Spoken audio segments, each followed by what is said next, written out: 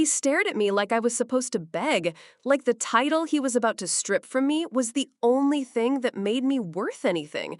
"I'll give you a minute to reconsider," Alan said, folding his arms, his voice thick with fake patience. "Think about your future." I smiled, but it didn't reach my eyes. I already have. That's when I said it. 3 words, quiet but sharp. "Fire me. Do it." The silence in that office didn't feel like peace. It felt like a funeral. 11 years. That's how long I gave Stratagem Solutions long nights, holidays skipped, my brother's surgeries rescheduled because the system needed patching. And now I was being replaced by Paige Crowley, the CEO's niece, whose biggest achievement so far was posting startup quotes on Instagram. I wasn't fired because I failed. I was fired because I refused to stay silent, because I said no when they asked me to hand over everything I built to someone who couldn't even spell architecture. What do you do when your loyalty becomes your weakness? When the people you bled for decide you're disposable? But before I tell you what happened next, I want to know something from you. Where are you watching this from? And more importantly, have you ever worked so hard just to be pushed aside like you didn't matter? If this hits close to home, leave a comment. Someone else might need to hear your story too. I joined Stratagem Solutions when the logo was still a clip art placeholder and the office coffee machine sounded like it had bronchitis. Back then, we were just a team of 8 crammed into a shared WeWork in downtown Chicago. I wasn't there for the paycheck. I was there for the build, the vision, the idea that we could change how organizations protected themselves in a digital world. And we did. I poured everything into that company. Every late night, every canceled weekend. Every piece of me that wasn't spent taking care of my younger brother Liam went into code design, deployment. There were nights I coded from his hospital room, balancing a laptop on my knees while machines beeped in the background. Liam was born with cerebral palsy, and he's the reason I never let anything fall apart. Not systems, not people, not promises. The company grew, so did our team. I became lead architect by year 4, built the foundation of what later became our flagship system. But even as new faces filled our glass tower and the company names started showing up in Forbes articles, I stayed behind the scenes. I didn't need credit. I needed stability for Liam, for me.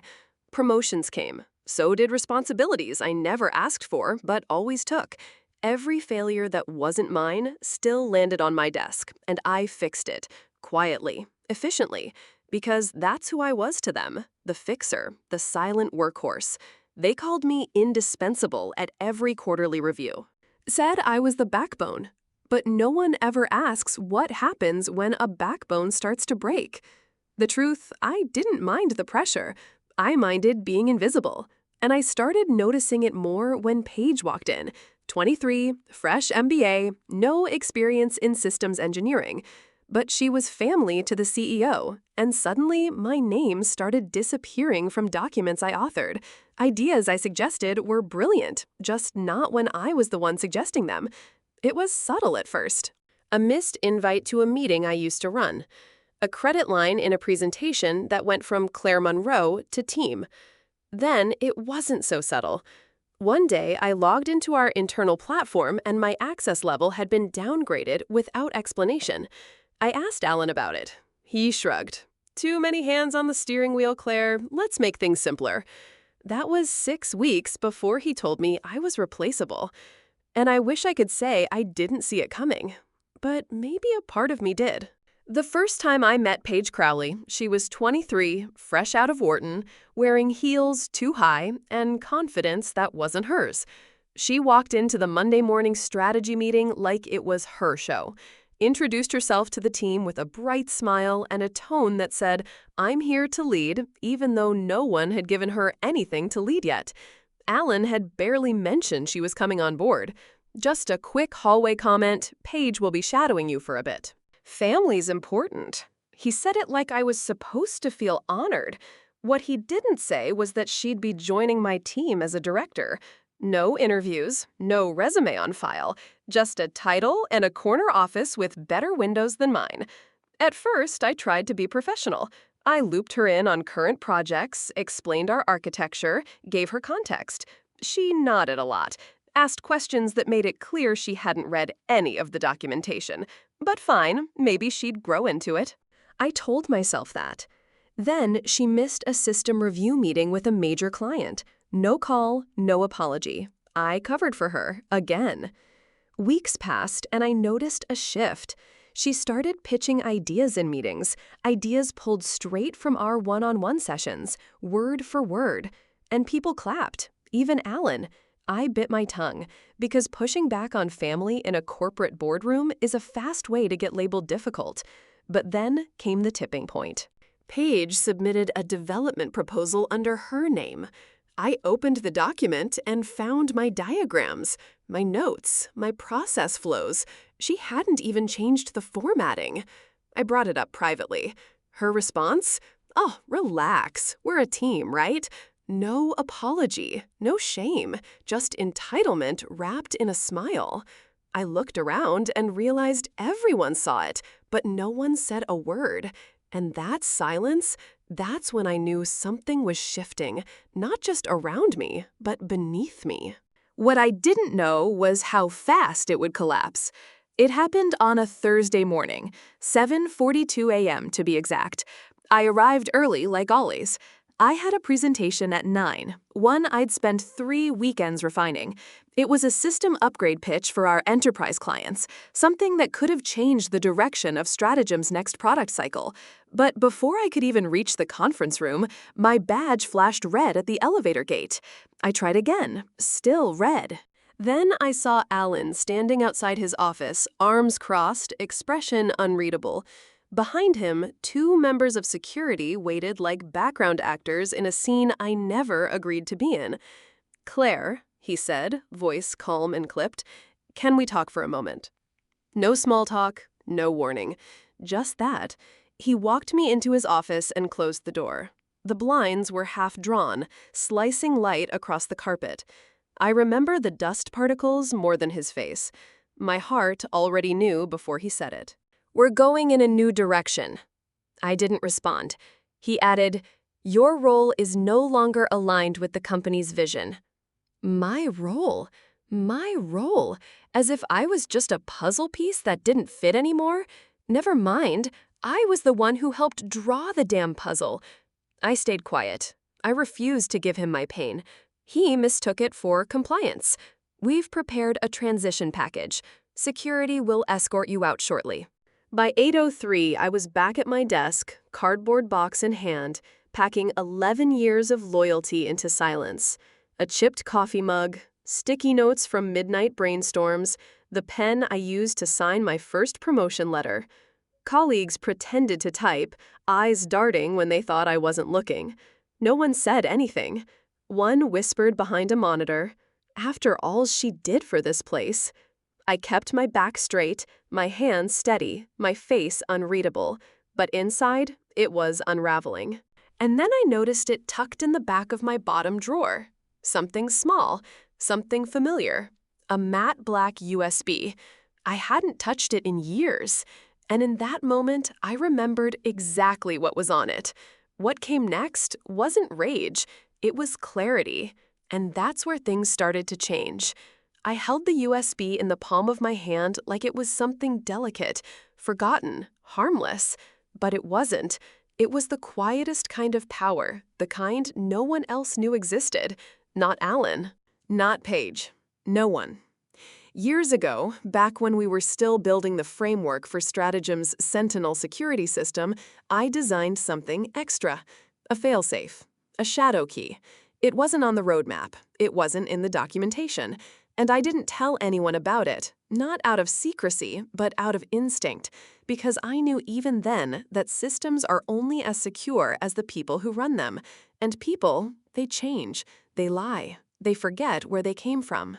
So I built Latchkey, a root-level protocol that could bypass every layer of Sentinel's infrastructure. No one asked me to, no one even knew the codebase could support it, but I made sure it did.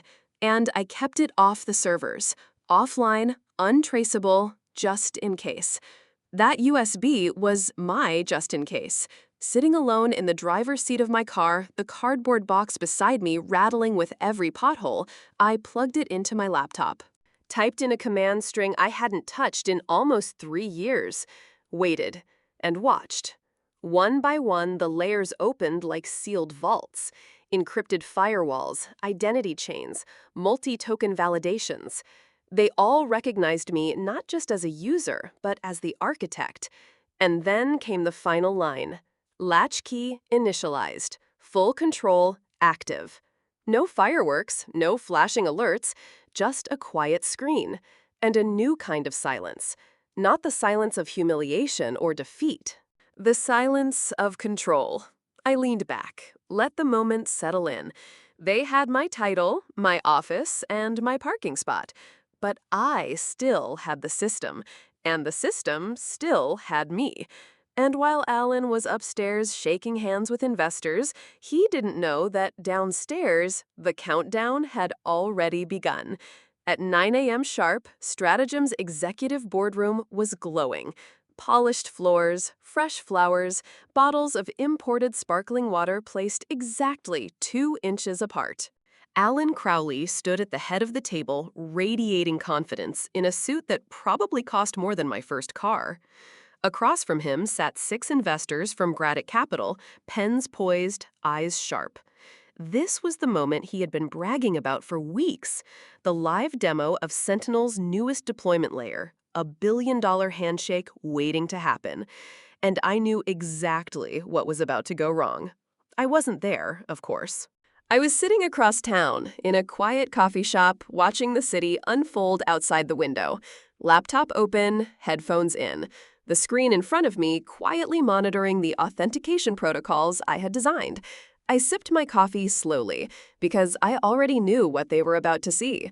Back in the boardroom, Alan gave a charming nod to Paige, who had been tasked publicly and proudly with leading the demonstration. She strutted to the touchscreen console, heels clicking, smile perfectly rehearsed. She tapped the interface, entered her credentials, pressed enter. For one long second, nothing happened. Then a message flashed in bold red across the main screen. Authentication required, system architect biometric missing. Paige blinked, confused. She tried again, same result. Alan's smile tightened, barely holding. Try resetting, he whispered through clenched teeth. The engineer beside her tried. The engineer beside her tried. Twice. Same error. The investors began to murmur. One of them leaned forward. Is there a problem? Alan, still trying to keep it together, replied. Just a minor security hiccup. We'll have it cleared shortly. But the screen wasn't hiccuping. It was locked. On purpose. Because I was the biometric key. And without me, Sentinel wasn't just sleeping. It was sealed. I glanced down at my screen. The logs were lighting up. Access attempts denied. Over and over. The countdown had reached 0. And Stratagem? They'd just walked into the demo of their own collapse. But this was just the beginning. The storm hadn't hit yet. It was still circling, waiting for the right moment to strike. By 10:17 a.m., I knew Alan had gone nuclear. My phone buzzed with a message from Mira, my attorney.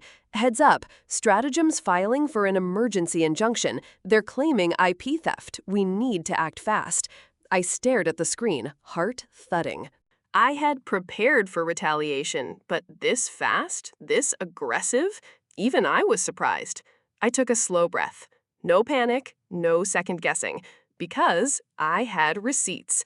2 years ago, long before Alan ever considered Paige as anything more than a holiday guest, I quietly registered Latchkey under an LLC. Name of the company, Monroe Systems LLC. Registered owner, my aunt, Virginia Monroe, a retired librarian who still pays her bills by check and thinks Zoom is a shampoo brand. I didn't do it to be sneaky. I did it because I knew one day someone might try to take credit for what I built. And when that day came, I wanted the truth to be traceable in black and white. I opened my encrypted archive. Contracts, design files, patent applications, email chains, all dated, all time-stamped, all pointing to me. Within minutes, Mira had everything. "This should hold," she said, "but they'll push hard. Be ready." And I was. Because this wasn't just about a system anymore. It was about ownership of my work, my time, my identity. And I wasn't going to let anyone rewrite my legacy just because they thought I wouldn't fight back. I closed the laptop, feeling the weight settle into something sharper. This wasn't the end. It was the opening argument. What I didn't know yet was just how far Alan would go to silence me. The first ping came at 11:06 a.m., then another, and another. By 11:12, my console had lit up with 37 unauthorized access attempts, all targeting layer 19 of the Sentinel Core. Not random, not desperate. These weren't amateur breaches from a panicked in-house IT team. These were professionals. Masked IPs, multi-threaded brute force algorithms, precision strikes. Alan had hired outside help, real hackers, and they were good. Too good. I felt the chill settle in my chest as I stared at the screen. They were closing in. Layer 19 wasn't just a firewall. It was the final gateway between what they could see and what they could never be allowed to touch. For a moment, I hesitated. I'd built this system for resilience, not for war. But now, this was war. So I opened a hidden directory and pulled up a file I never thought I'd need. decoy_protocol_19. I wrote it over a year ago, on a rainy Sunday fueled by cold coffee and a creeping sense that someday someone might try to steal what wasn't theirs. The program did one thing. It pretended to lose. When activated, it allowed an attacker to believe they'd broken through. The dashboard would look real. The logs would read clean. The access would feel complete. But behind the curtain, it would do the opposite. Trigger an internal purge. Lock every access point. Disable all user credentials tied to Stratagem's domain for 24 full hours. A digital scorched earth. I hit execute, watched the screen flicker, and then silence. The attacks stopped. Just like that. Somewhere, someone was reporting mission accomplished, but they had no idea they'd just lit their own fuse. And when Alan tried to launch Sentinel again, he was going to realize he didn't just lose access, he lost everything. The lobby of the Sutter building smelled like polished marble and quiet money. Soft jazz played from invisible speakers. Receptionists moved like they were part of the furniture, efficient, composed, untouchable. I sat waiting, hands folded in my lap, pretending my heart wasn't thudding against my ribs. This wasn't a job interview. It was something bigger. The assistant appeared in a blur of navy and heels. "Miss Monroe, they're ready for you." I followed her down a hallway that felt more like a museum. Glass walls, original artwork, the kind of silence that made you measure every step. Then the door opened.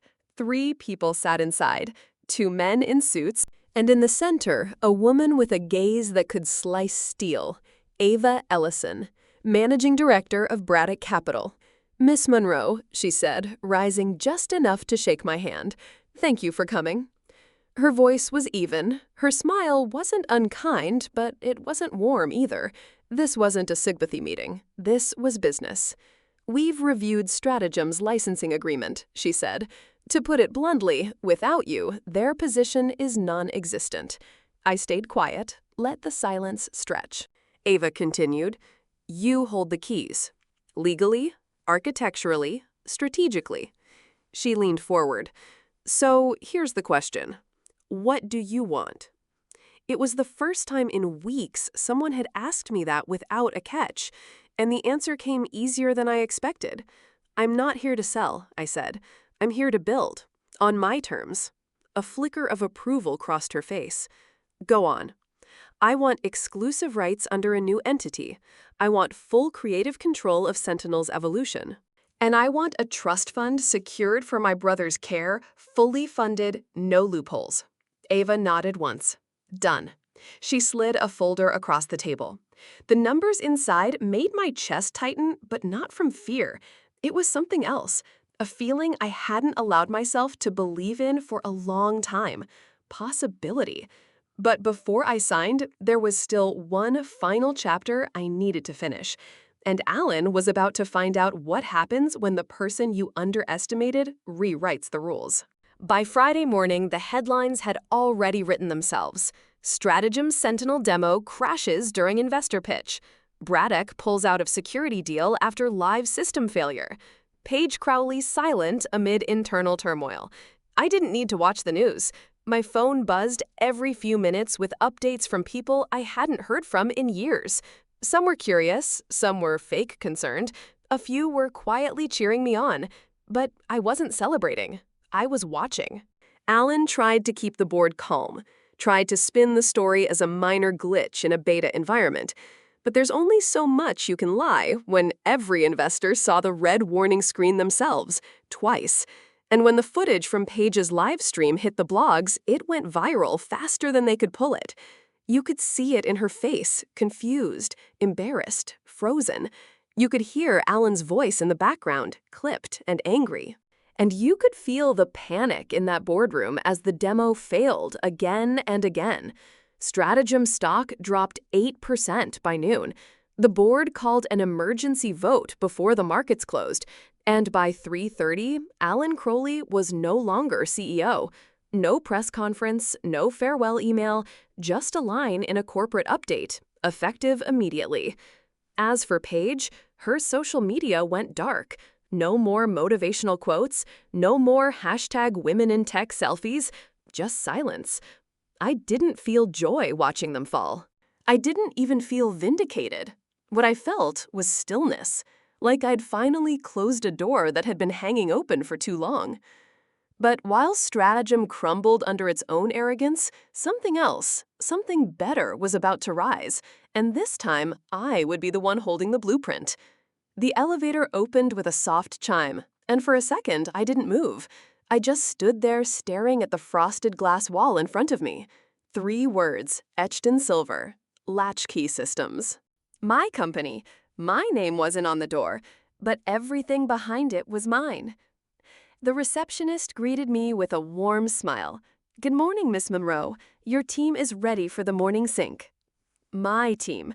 I walked past open workstations, clean whiteboards already scribbled with ideas, a soft buzz of keyboards and collaboration filling the air. It was nothing like Stratagem. No fear, no hierarchy, just minds at work. The office Ava Ellison had promised sat at the corner glass wall's minimalist design, a view of the skyline that stretched for miles. On the desk, a single plaque rested quietly: Claire Monroe, founder and chief technologist. I ran my fingers across the engraving, not out of pride, but to remind myself it was real. It didn't feel like victory. It felt like peace. No more hiding behind someone else's title, no more asking permission to lead, no more defending what I'd already proven. This was mine, built not from rage but from resilience, not to get even but to get free. I turned to face the window, the morning sun cutting across the skyline like possibility. Somewhere out there, Stratagem was still trying to pick up the pieces, but I wasn't looking back anymore. I had new systems to design, new problems to solve, and for the first time in over a decade, I was building something that wouldn't require me to disappear in the process. But before I moved forward, there was still one last thing I needed to say to myself and to anyone who's ever been made to feel small, and that comes next. It's strange. After everything, the firing, the silence, the headlines, the war, the thing I remember most isn't the chaos. It's the quiet, the still moment when I closed my hand around that plaque in my new office and realized no one was watching, no one was judging. I wasn't proving anything anymore. I was just me.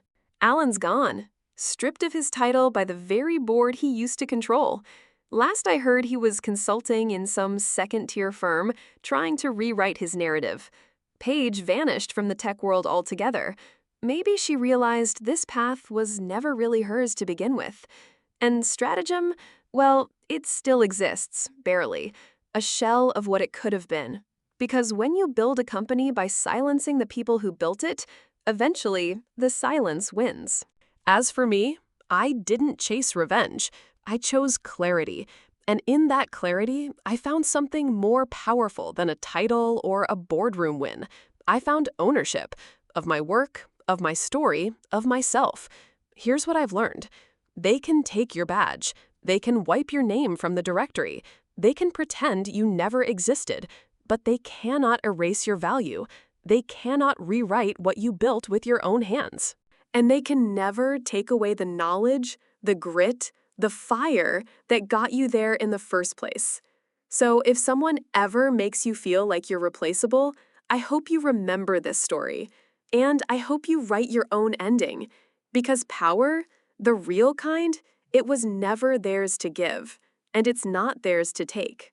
What about you? Have you ever walked away from something that tried to define your worth? I'd love to hear your story, because someone out there might need to hear it too.